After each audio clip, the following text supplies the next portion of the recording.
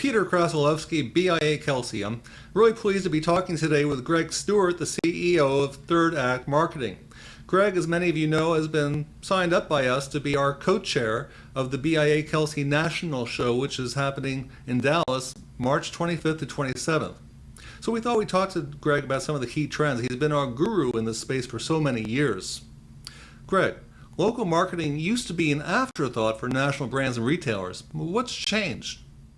Well, Peter, the reason that national brands really didn't focus on local advertising and local promotions in the past is that they relied on their local sales channels, albeit franchises, dealers, agents, to really carry the weight and to extend the brands into those local marketplaces, usually tying in a co-op type message to identify those local outlets.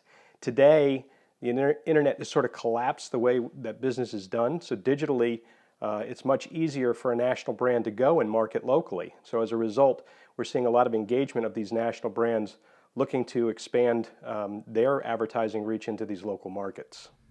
It's definitely more complicated, but is it better? Well, I mean, it's kind of interesting to look at. It is certainly more complicated. The concept of being better would be not necessarily so. In the old days, you know, a local advertiser or a national brand that was looking to market locally really just had to have just a small handful of relationships. It might be a Yellow Pages publisher, direct mail, radio rep, a local TV rep. Now with digital, you know, you could have 30 or 40 websites or different local media outlets that are all vying for promotion in those local marketplaces. So it's certainly fractionalized how local sales leads were generated in local markets. So it's complicated. Better if you're good at targeting and you have the ability to do advanced modeling against user profiles, for example, and looking for those in local marketplaces. So on balance, I'd have to say yes, it's better if you're very sophisticated. What are the consequences of not going local for national brands? Well, simply, you know, national brands can market nationally. If they're a direct seller like Geico, that's terrific. They can cover virtually every geography.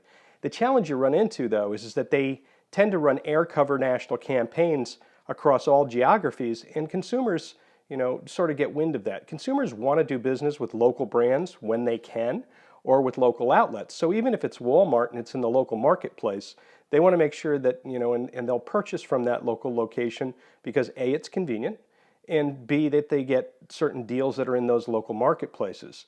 If a national advertiser, you know, just basically does an air cover campaign, they can't do things like feature pricing because that may be differential by marketplace. So national brands that don't market locally really, their biggest risk is one of coverage, quite frankly. They don't know the nuances of the local markets. And as brands take more control of digital marketing, how will the traditional agency business be impacted? Well, you know, in this day and age, brands are very much in a different evolution and transformation of how they work with ad agencies. In the past, ad agencies brought the creative concept, the idea, and the media planning of where that creative concept was applied to the advertising marketplace. Advertisers now have a great deal of knowledge. It's not as difficult as it was in the past to do things like media planning in a meaningful way and media buying. So what we're now seeing in this transformation is the agency is being called on for maybe consulting services or information and strategy, then creative concepting.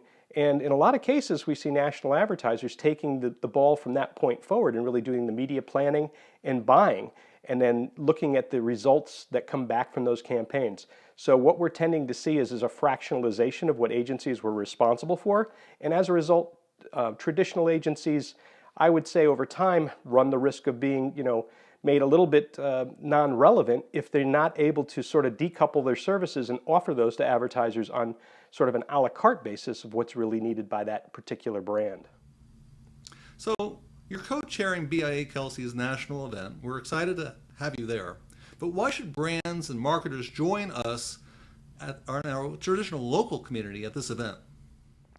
Well, I'm very excited to be working with you, Peter, and with the folks from BIA Kelsey to bring on the national going local show in March in Dallas. And quite frankly, I mean, I've been going to Kelsey conferences since the 90s. I'm a bit of a digital dinosaur. But what I've always enjoyed is the amount of networking and really the high-level people that you don't see at the mass shows.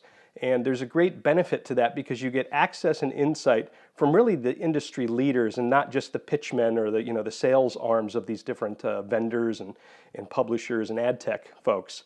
So I'm excited because I think we've got one heck of an agenda to really sort of invigorate the brands and agencies also in the community and really have some fun and understand and learn all together. Thank you, Peter.